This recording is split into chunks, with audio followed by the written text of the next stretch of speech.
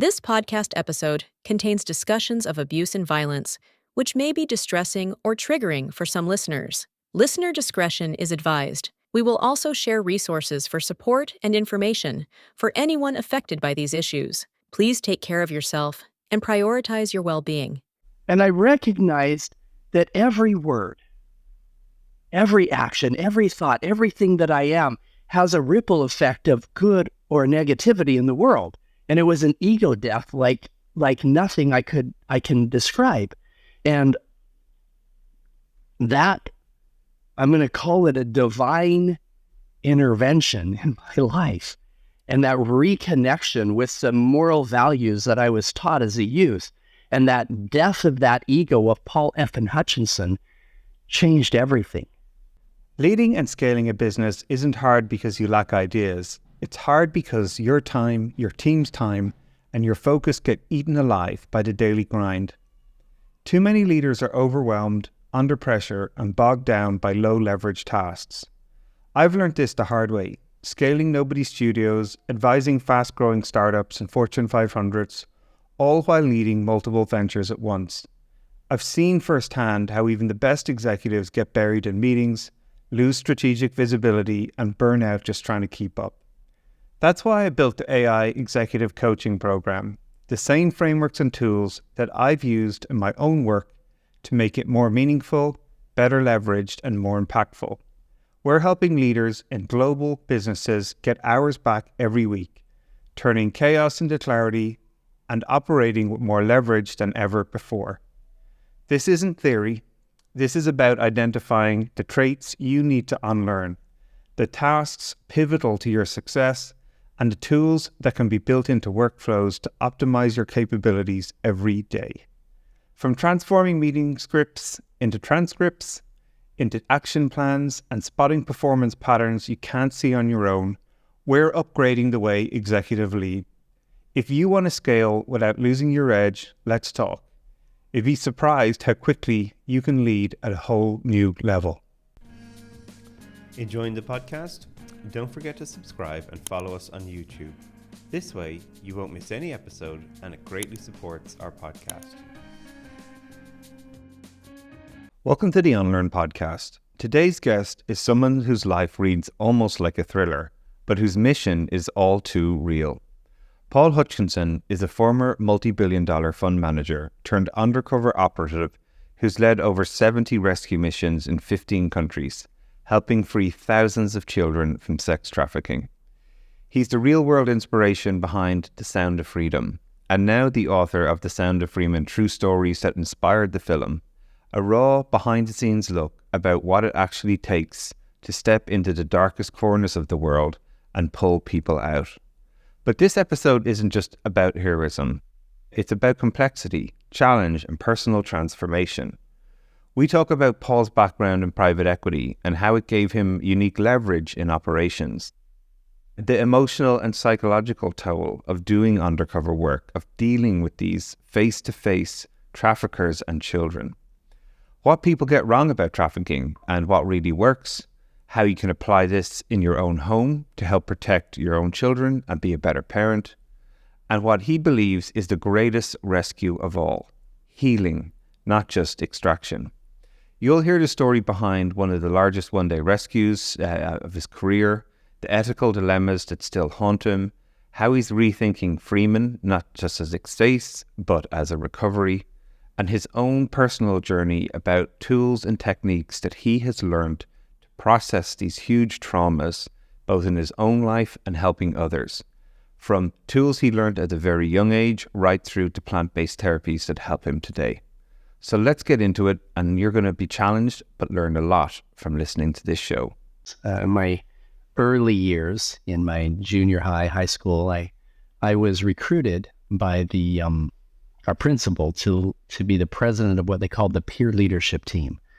And this was a peer counseling. They actually, the school paid to put me through a bunch of training during the summer to become a peer counselor, because sadly, there's a lot of kids that don't talk about the challenges they have at home because they don't feel comfortable talking to a teacher. an adult. And so by training us, it allowed them to open up in a really powerful way and give them the tools they needed to heal, and in some cases encourage them to talk to an adult. And it was at that time where I realized that the beautiful bubble that I grew up in was not the common type of environment for a lot of kids. That in reality, 1 in every 4 women that we know was a victim of sexual abuse as a child. That's 1 in 4. Those are just the ones that talk about it statistically. And I believe that it's much higher. We run healing retreats now, and in those, the numbers are 50 to 70% when they really get down that they just buried it. In fact, the average age of somebody talking about that kind of darkness as a child, the average age is 52 years old that people finally disclose it. And that's just average. Most people don't even talk about it. So that kind of started things. I have 4 sisters, and I learned how to protect their their womanhood, their divinity, and sadly though, a lot of people didn't have a good father, a good brother, a good mom there in their homes, and they went through a lot of challenges. And then moving forward, I had a very successful company in my early 20s that helped people overcome anxiety, depression, PTSD, addictions, childhood trauma. We had a workbook and videos and an audio program. And we had 50,000 people a month calling in off of this infomercial to get help with these problems. And I recognize that so many of the problems that we as adults deal with come from things that were embedded in our subconscious mind as a child that control so much of our lives. In fact, 95% of our lives are controlled by our subconscious mind. And in our formative years, we're really young, or 0 to 7 years old, our brain is in this state of hyper neuroplasticity, and we're very impressionable. We can learn 3 or 4 languages at the same time that we're learning how to talk and walk and eat and everything else. Well, if something happens during those formative years, something tragic like an uncle abusing you, or even something simple, like your mother saying, "Oh, you look fat in that dress," type of a thing. These are things that leave an impression that we carry, and sadly, there's more than we like to admit that deal with some really heavy sexual trauma. So that's kind of where I was in terms of my compassion for people who go through that kind of pain. But then, I went on, sold that first company at 29 years old, started investing in real estate, build an empire. I had, when I retired in 2017, I had 4,000 employees and many, many billions of assets under management, to focus full-time on philanthropy. And we can talk about, how I got into that, et cetera. But that was kind of the foundation that led me up to where I got recruited to do undercover rescue missions. So yeah, no, it's an amazing story and journey that you've been on. I'm curious then, from that first moment where you joined this peer group, interestingly, I imagine you're going to be started to be equipped with tools that maybe you have to face some of your own traumas. What were some of the things that helped you and maybe surprised you about going through that process so early? Because I can only imagine it helps you build great empathy for people, but you also start to understand things about yourself that you have to confront and face. I feel like anytime you're facilitating, you have to go through the process yourself, right, to really be able to help others. So what were some of the scenes that you started to experience there? I realized that most addictions started with unhealed trauma, and I looked at some of my own things that were leading me into unhealthy paths, and realized, okay, there's a deeper root to all of them. And even later in life, I tell people my trauma wasn't from my childhood. I had a beautiful childhood. My trauma later in life was self-imposed. 10, 12 years ago, I wasn't Paul Hutchinson. I was Paul effing Hutchinson, right? had built a huge company. I had was on, I had a very dysfunctional second marriage. My kids weren't talking to me. I was thinking that my happiness was going to come from one more car, one more helicopter, one more party, one more girl, and sometimes we get stuck in this energy of pride and arrogance and greed and lust that is insatiable, and we lose our roots. And so, my high school years were beautiful because I had come from a healthy childhood and whatnot. But then moving forward, especially in selling that first company, I sold my company at 29 years old for $20 million. I had created a vision of myself that was tied to money and things, and not tied to healthy relationships and a true love for myself and for humanity. And so that's something that we can talk about later, about my transformation and seeing the darkest part of humanity and how we help people pull through that darkness into the light. Yeah, I love that you've shared that, Paul. Like a lot of our listeners are business leaders, entrepreneurs, execs, and Fortune 500s, people who many folks look up to, inspire to when they see the extrinsic parts of their life, the helicopters, the cars, the insatiable desire for more, to get to the next sort of, if you will, like piece of artifact or materialistic element that shows what success looks like. But everybody I've ever had on the show that has got to the top of the mountain, they all say and share this feeling that you're describing, that, well, there's just another mountain to climb, and without relationships and people there with you to get to the top of the mountain, to share the experience, it's hollow, and I think that so much of what we're fed at the moment in society is this. We see these young people who've got the private jet, who've got the car, and kids that especially are pushed this through social media channels of this is what a great life looks like. And yet, even the ones that get to it, deep down inside, they're hollow. There's this empty part of them because they don't have the relationships. They don't feel like a lot of their life is real. So, there's a lot I want to talk to you about your journey through that and going through that, amazing ride, but at the same time, personal transformation that goes with it, because they're unique experiences. I always find my own personal journey of going through selling companies and feeling hollow to your own. It's always great to talk to people about it. So I really want to spend a little bit of time just to talk a little bit about film when it first came out. Again, I was almost afraid to go and see it. And we have a book, The Sound of Freedom. Today, actually, we just hit bestseller on Amazon today, The Sound of Freedom. Absolutely, yeah, well deserved. Because I even thought about when the movie came out, there was this moment where I was like, oh my God, this is going to ignite trauma in me. I had just become a father. My kids are 7 and 5 years old. The thought of ever losing them, the first opening scene even of that film where, father drops off their kids, they come back and it's gone. There's a material space was created.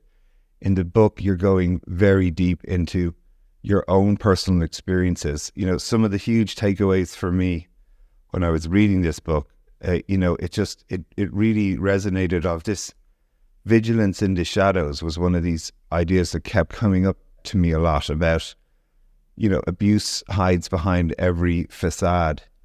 The fact that the power of giving, this is a big theme on the show recently. We had Brad Field, who's a massively successful entrepreneur, set up Techstars. He's just, again, written a book called Give First.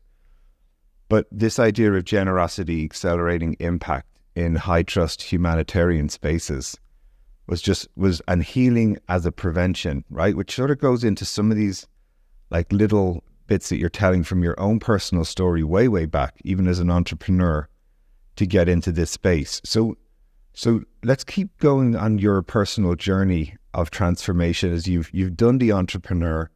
You as you said, you're missing parts of these relationships in your life, your family, it's all extrinsic materialistic world, and you're willing to go to one of the darkest places of humanity. So what was the prompt to take these steps? And again, what were the tools that you started to develop here to help yourself transform? To be completely honest, the prompt in the beginning was ego. The operators were like, hey, you know, these operators had found some children that were being trafficked, and he's like, look, we found over 100 children down here, and I believe we can rescue them all, but I need your help. And ego me is like, well, how much do you need? And write him a check and be the hero there. And then he said, I need you. Can you be in Colombia in 2 days? He said, I have to have somebody who can effectively negotiate a multi-million-dollar real estate transaction with the traffickers. He said the head traffickers got a piece of property, and he had inherited it from his mom that he wanted to develop into almost a Jeffrey Epstein Island type of a thing. And he knew more about my background than most people. He knew that I would be somewhat safe in a dangerous place, but I more than that, he needed somebody who could wear a nice suit and a nice watch and negotiate a deal like that. He said, I can't teach my Navy SEALs how to negotiate in that high stakes business environment. 2 days later, I'm face to face with these guys and, negotiate this deal with them. Basically what it was is I told them, hey, I'll fund your project under one condition. We're going to have a party. I'm going to bring a bunch of my rich friends down there. They're interested in the quote unquote inventory that you guys have. And we're going to have a party and you bring up all of them, because we needed this one guy, this trafficker, to call all the other ones and get them to bring all their kids to the same place at the same time. That's the only way that we could do this sting to rescue them all. And it ended up being the rescue of 124 children in one day.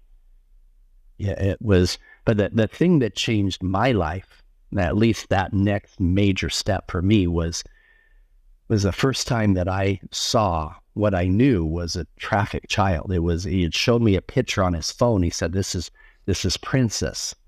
She's 11. She's 0 kilometer miles is what he said.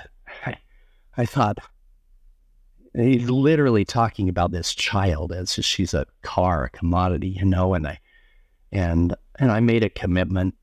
That galvanized my commitment at that point to help with that mission, what I need to do. And then the real change happened at the event itself. These guys had brought these kids. We were there pretending that we were interested in a party. And this guy goes back in the house where he was keeping the children. There was 54 children there. And we could hear some of the kids crying, and he ends up bringing out 4 of them, 4 of what he called the 0 kilometer miles ones. And one of them was this 11-year-old girl. And I remember she had a shirt on with a little kitty cat face on her shirt. She had red braids, and they had put a bunch of makeup on her face, and her makeup was smeared because she had been crying, uncontrollably crying, because she was so scared of meeting me, the man who was supposed to defile her. And I was so glad it was us there and not some monster. And I remember sitting there, I'm on a chair, just like you and I right here, where I'm sitting down, and this little girl standing up was not much taller than I was sitting down. So I'm looking at her. I'm looking at her in her eyes, and all I could see was the fear that she was holding. And everything in me wanted to tell her, it's okay. I'm not who you think I am. You're going to be fine. You're going to see your parents. I couldn't say that. I'm like, I took her little hands. I said, "Como te llamas? What's your name?" And she didn't answer. I'm sure it's because her real name wasn't Princess, and I just said 2 words in Spanish. I said, "Está bien. It's okay." And I told the traffickers, it's not time for the party to start. We need to finish negotiating our deal here. You send the kids back in. But the most beautiful moment was after the agents came, stormed the party, arrested us all, me included. The bad guys think that we got extradited to the U.S. and just ran trial. And this, the Child Protective Services people were in with the kids, and they started laughing. and singing. They were trying to calm the children down from the crying. And that laughter, compared to the crying half an hour before, that sound of freedom was the most beautiful sound that I ever heard. And, that's why we named the movie, that's why I named the book, The Sound of Freedom. And they weren't supposed to tell the kids that we were the good guys, but they must have said something. Or maybe she just felt something. I don't know. She, that little girl, the same one he showed me on the picture, the same one standing in front of me, she was standing by the door. Her hand was on the window. She was crying again, but she was smiling, and she said in her broken English, she said, "Thank you, Americans." And I just broke down and started crying. I turned to the agent who was with me. I said, "Bro, I spent my whole life making money, making rich people richer. I want to make a difference. How can I help?" He said, "Paul," he said, there's a lot of demand for stuff like this that comes from people like you." I'm like, "What do you mean, people like me?" He goes, "Well, don't get this wrong." He said, "The people filled with arrogance and money and lust." He said, "If you're willing to be the bait, I'll change your whole life." So that was the beginning of what became 10 years of leading missions, 70 undercover missions in 15 countries, and seeing things that were way darker than that and way more dangerous, but way more gratifying with the light at the end of the tunnel, with the rescue and rehabilitation and reuniting of these kids with their families. Yeah, well, man, like, right on, power to you. It's a life well lived. Like, listening to these stories, obviously the book is filled with these moments where I found myself actually having to put the book down at times and just like take it in, like they're harrowing stories. I know I'm actually getting shivers now, just thinking about this again, and obviously hearing you share these moments in person is just takes it to another level. And what is so inspiring to hear, though, as well, is just, the thought that you're going through this, holding these moments as you're there looking at this kid, you're living this duality, if you will, of like holding the space to obviously for the mission to be ultimately successful, so people understand who you are, but trying to not, like, I would fall to pieces in those moments with understanding where these kids may have been, the life that could be ahead of them if you weren't there in the situation that you're there for, So I can only imagine, like, processing these things then endlessly, right? Like preparing for missions. I'm sure there's worse, as you alluded to, stories that you even shared in the book. But how do you do that? Start to do that work on yourself? Because for me, even places that I've tried to contribute, there's a huge backlog, if you will, of addiction and issues in my own personal family. My mother's parents struggled with alcoholism. All of these things had a massive effect. I saw on her. She had 6 kids, but she had no parents by the time she was 21. And very lonely, even though she was surrounded by a family of 6 of us, or 8 really, as a unit. And I've seen people like try to show up to be the best versions of themselves, but there's a sadness inside them that almost can in some respects never go away, right? It rears its head at different moments. I can only imagine you're processing these experiences, you're processing your own family experiences you openly shared about when you went to your life of hardcore entrepreneurism and losing these relationships that are probably the most dearest to you. But I know I can tell from our conversation so far. So how did you start to process these emotions through you, if you will? And because a lot of this, you're dealing with your own traumas as you're trying to help people who are in trauma. So what were some of the tools then as you've progressed that have helped you get through that? It's a great question. In fact, we had a lot of our undercover operators who, after one mission, they couldn't continue. We had guys with 300. I had a Green Beret, had 300 missions in Afghanistan and Iraq. He already had PTSD. He already was carrying some heavy stuff. But one undercover mission in Ecuador with me, and seeing a menu with children's faces and listing of prices of things that you could pay for. And it was super heavy for them. So we had a lot of our operators that after one mission couldn't come back and were having a hard time. And I had two of my operators, Jimmy Rex, and he had done 13 missions with me, and Andrew McCubbins, he had done 22. Heroes. These men are just heroes. Now, most of my operators had dealt with significant sexual childhood trauma themselves. And yeah. the majority of people who go through that grow up to be protectors. There's no way I'm going to allow that. And this led to their motivation. Part of my motivation was some very, very close family members who had dealt with that kind of trauma. And, I so badly wanted to just slowly kill the man who had done that to these family members. And he was already in his 80s by the time I found out about this stuff.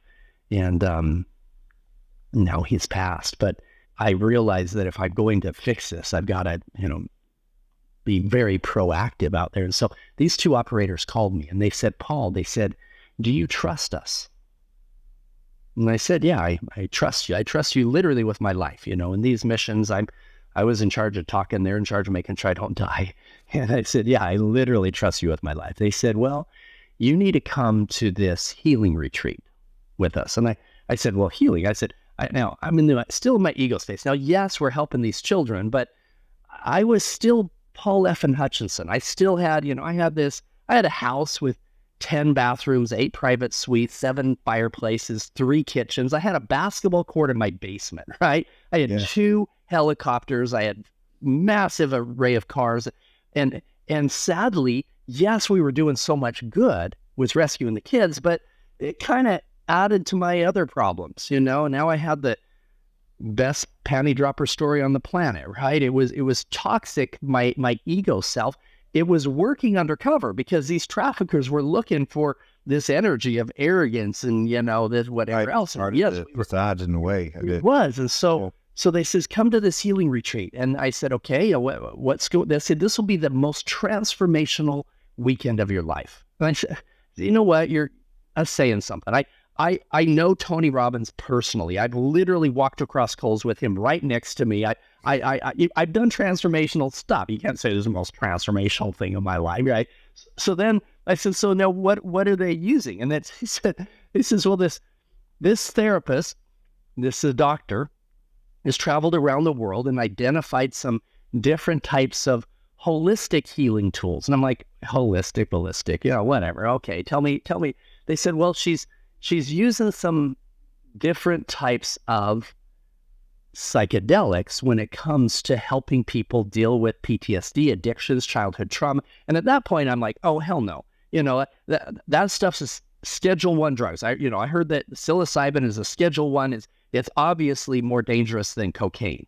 What I didn't realize is that it's not dangerous like cocaine. It's literally safe as table sugar, right? There's never been a case of addiction. There's never been a case of overdose. And when used correctly, and that's what I want to spend just a couple minutes on, because so many people misuse some of these, what I consider sacred tools. Now, for me, what happened, I went to this, I trusted them enough to go, and it was the most beautiful, horrific experience of my life. It was the single most transformational weekend of my life, bar none. Horrific because the facilitator and the strand of psilocybin that she used and the amount and the music and everything else and me with my intentions took me to a state where I received the gift of pure connection, pure empathy is what I might call it. I felt in every cell of my body, I felt the pain that my children felt when I cheated on their mom, as if I was them. It probably even worse than it affected them. It felt like I had this foot on my chest and I was 600 miles in the dirt, just feeling all this pain. And then the facilitator changed the playlist to this and because she could tell I was having a hard time. And boom, I could feel this redeeming grace of God literally pulling me out of there, all this shit falling off me. And I could feel as if I was them. I could feel the joy of the children that we helped to rescue when they were reunited with their families. And it was so joyous. It was so beautifully connecting. And then, boom, she changed it. She said, I said to myself, I says, have you learned your lesson yet? Well, maybe not. And I changed it back to the song that was taking me down, this heavy beat. It was on purpose. And I took myself back down, and I could feel the pain of the family that broke up because some guy was at my party and slept with a cheerleader and his wife left him. And then I felt that the ripple effect of my actions. In a year from now, the daughter, now in a fatherless home, ends up getting, abused by a stepdad, or maybe the son gets addicted to drugs. And I couldn't breathe. I couldn't breathe. That it was so heavy. And I recognized that every word, every action, every thought, everything that I am has a ripple effect of good or negativity in the world. And it was an ego death like nothing I can describe. That, I'm going to call it a divine intervention in my life. Yeah. And that reconnection with the moral values that I was taught as a youth, and that death of that ego of Paul F. and Hutchinson changed everything. And I couldn't do the undercover missions like I did before in this state of ego and arrogance, but I did a whole bunch of additional missions with a very different energy in tuning in to this. I don't like to get religious on anything, but whether you call God Heavenly Father or the universe or the source or whatever, it doesn't matter. There's not a virtuous creator of the universe anywhere that's okay with an 8-year-old being abused. And so it was easy for me to start tuning in to that guidance, you might say, in identifying where the children were, what we needed to do to keep our team safe. In fact, I have another book I'm writing called Are You Listening?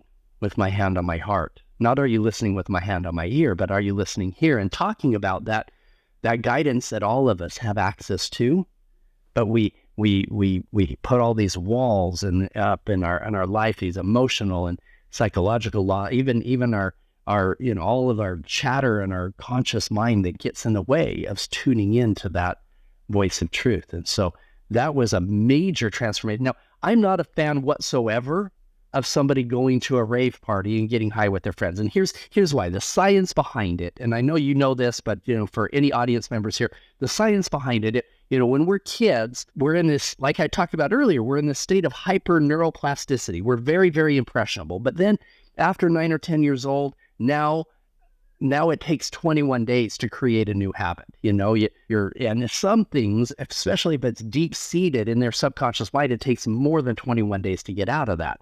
And so people live their entire life with 95% of our life is controlled by our subconscious mind. Even when we're driving our car, because we took at least 21 days of doing braking gas and learning that, our subconscious mind manages that so that we can have conversations, we can listen to podcasts while we're driving. Our subconscious mind is driving. Now, in the state of neuroplasticity, which that's what happens when you have what we call a ceremonial dose of either ayahuasca or psilocybin, or what, there's a bunch of different tools that can be used. In that hyper neuroplasticity state, you can have a trained facilitator go into that seven-year-old self of you and help you have a healthy conversation with that 7-year-old self in giving him the love that he needed at a time that he didn't have it, or the support that he needed. You can go back to even a previous version of you like I did, this Paul F. and Hutchinson version, and be able to break free of these things because you're in this state of neuroplasticity. And so this is why it's not only a bad idea, it's dangerous to go to a rave party and go get high with your friends on mushrooms. You're in this state of hyper neuroplasticity, and there's a rap music going over here with the subconscious, all this crap coming in. You've got somebody yelling at their wife. You got an orgy going on, whatever it is. You're in this the state of neuroplasticity, you could create some real problems in that fluid state within your subconscious mind. But if you go to somewhere where you have a trained facilitator, you come with clear intentions, you have the right music and the right surroundings, you can create 10 and 20 years worth of therapy in 2 or 3 days, even 24 hours. And so we brought in each one of my undercover operators that wanted it, that were holding on to a lot of trauma, and it was able to not only help them release a lot of that, the PTSD, we were able to help their wives who had, been a wife of a Navy SEAL Green Beret for 20 years. You probably are on anxiety, depression medication, Absolutely. and so it helped them heal as well. Yeah, but these are amazing stories, and thank you again for sharing them. Again, as someone in my own life experienced trauma, have seen, all the medicated tools of just giving people chemicals to eat and expecting them to return on Prozac. It's heartbreaking.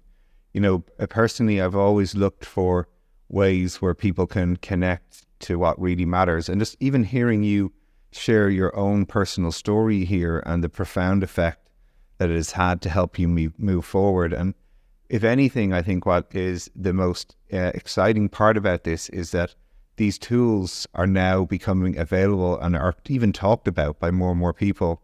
One of the companies in our venture studio, Webdelex, is specifically designed around this to help people understand what these tools offer in about what's safe to do and what's unsafe. And, it's been amazing to see the lives it's affected. Many of my best friends have spent time and traveled to South America to do very deep work on themselves. The book I'm reading at the moment, The Myth of Normal by Gabriel Mate, again, we talked a little bit about this. Gabriel, one of the leading child psychologists out there, fantastic person, highly recommend to follow his work. But he even shares of a great story of himself going to South America to lead one of these ceremonies, and that the healers actually recognizing in him the trauma that he is carrying. And actually, he went from prepared to facilitate to actually being a participant. So these things are having profound effects across many people I know and love and care about. It's been potentially the only thing that allowed them to go to find these breakthroughs, taking them to, and I love how you described it, these very vivid traumatic moments in people's life where it's an accelerant to help them to get to that space, to see the moment in a non-judgmental manner, to accept the situation that happened, and then move forward, recognizing it with a different mindset, a more grown mindset, what happened at that moment, and allowed them to move forward. And I still think most recently one of my best friends has been traveling the globe to spend time and do ceremonies all over the globe. He unfortunately lost his parents quite recently, but I have never sat in the presence of a person who was more at calm and at ease and had processed all of this anxiety and pain that people go through when they lose a parent. And it was phenomenal. Like I've never seen someone so eloquent about how they could process that.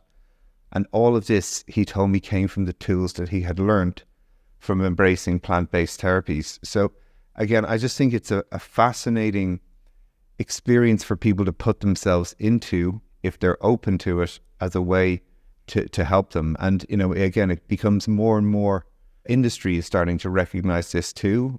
So again, thank you for sharing these personal stories. As again, someone, when they look down the resume, they're looking at these, the FU, Paul, right through, and it's here before us today. It's an amazing journey. So for folks out there, they're going to be inspired by your story. They're going to, explore the book, maybe watch the movie, whatever their point of sort of launch is.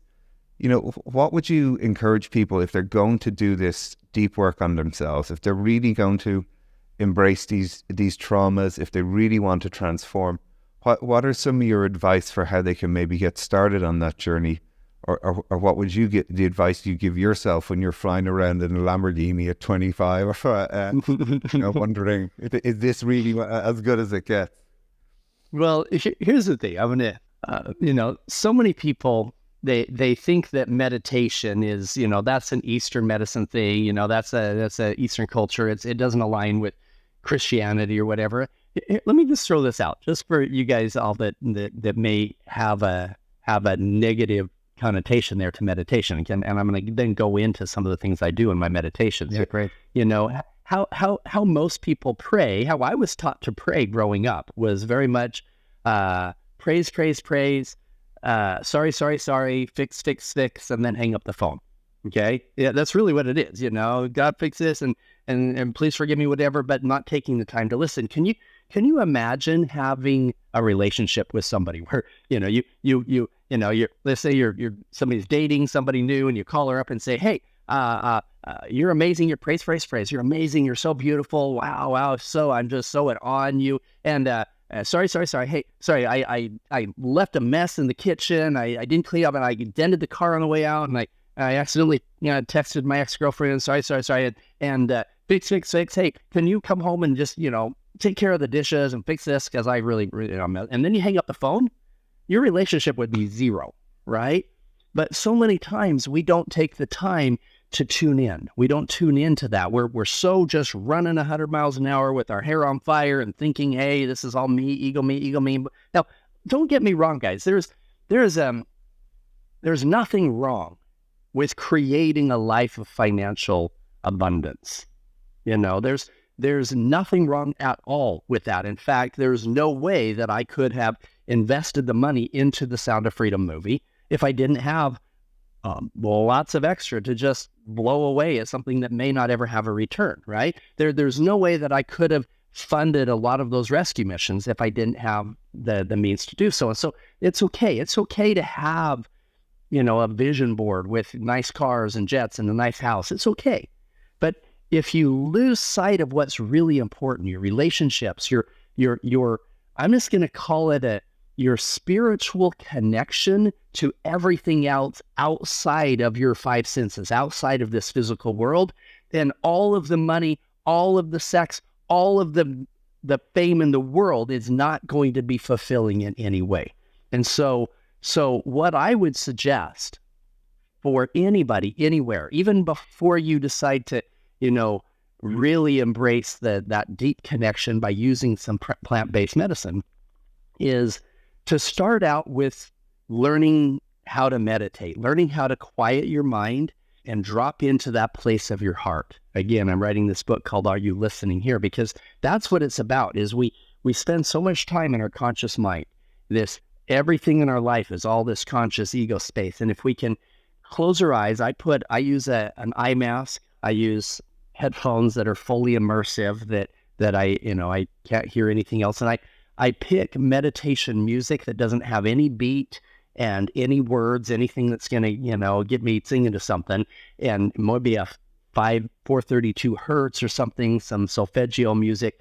And in that space, I drop into a state of infinite, unconditional love. I feel the love of God, the love of the universe flowing through me, expanding my heart and connecting me with my family, with my loved ones, and even with other people in humanity, the rest of humanity.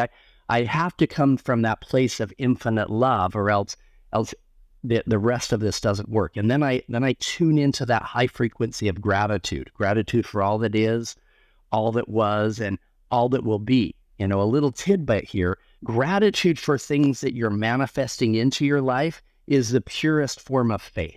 People think that faith is a religious thing. No, faith is a principle of power. Next to unconditional love, it's the most powerful law in the universe. And it's this unwavering conviction and bringing it in with that gratitude. And you can create anything you want. You can create a healthy relationship. You can create a Lamborghini in your front yard, all of those things. And it's okay. It's okay to have these things. And I have a great lifestyle. I still do. But I give more than 50% of what I bring in, I give to charity, to making a difference in the lives of others. And I couldn't do that if I only had $2,000 a month type of a thing. And so from that meditative space, you can research online and find some different breath work things. I use a holotropic, a DMT release breath work that that helps me to get out of my head and into my heart and just, deep breathing. There's, I have some great playlists and stuff that I use. And then in that state, I visualize this connection with all, and then I ask questions. Ask questions to my higher self, ask questions of how I can be a better dad, how I can connect better. And in that state, you start opening your eyes to the things that really don't matter and the things that really do matter. And you're able to navigate in a way that you can't if you're staying your entire life living in your head, your conscious world, and you're never tuning in. Well, Paul, it is absolutely inspiring to hear you share both your personal story and journey and the tools that you've learned along the way that have helped you, really get to a place that you're connecting with yourself. It resonates massively just hearing the way you talk and share your journey. It's absolutely profound. For folks out there, Sound of Freedom, it is a book that you need to read. It's maybe a film you watch, whatever it is. I think exposing yourself to some of these very challenging ideas and situations that you share are only going to help you grow. It would challenge me. As I said, there were moments where I literally had to put the book down and sort of take a breath, because I felt the trauma, both my own and of these stories that you were sharing.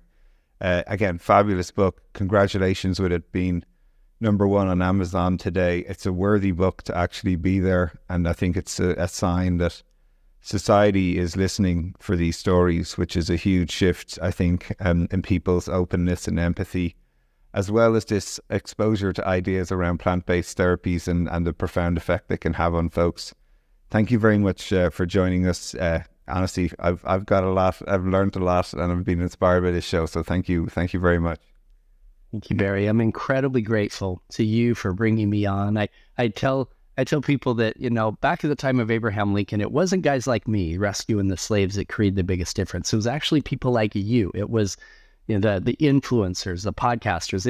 They didn't have podcasts back then, but, Harriet Beecher Stowe wrote a book called Uncle Tom's Cabin, which was the podcast of the age, right? And it created an awareness with good people of what was going on in the South. And in fact, years later, when Abraham Lincoln met her, he shook her head. He says, "So you're the little lady that wrote the book that started the Civil War." So that's something that I'm incredibly grateful for, you building up an audience and then trusting me to have this conversation with you, with your audience, in a way that can truly inspire them, and in the book, it's not just the rescue stories. I give parents tools, as you've seen, tools of situational awareness and understanding how to keep your kids safe. And at the end of the book, the whole last 5 chapters is all about liberating humanity, creating a global impact, and shedding those things that don't align with the best version of ourselves, exactly what we've been talking about today. So incredibly grateful. Thank you, Barry. Right on. My pleasure. Thanks so much for listening. If you found this episode useful, make sure you subscribe on Apple Podcasts, Spotify, or your favorite podcast app. Please consider leaving a rating or a review, as it helps others find our podcast. For more episode and details about the show, visit barryoreilly.com, and we'll see you on the next episode.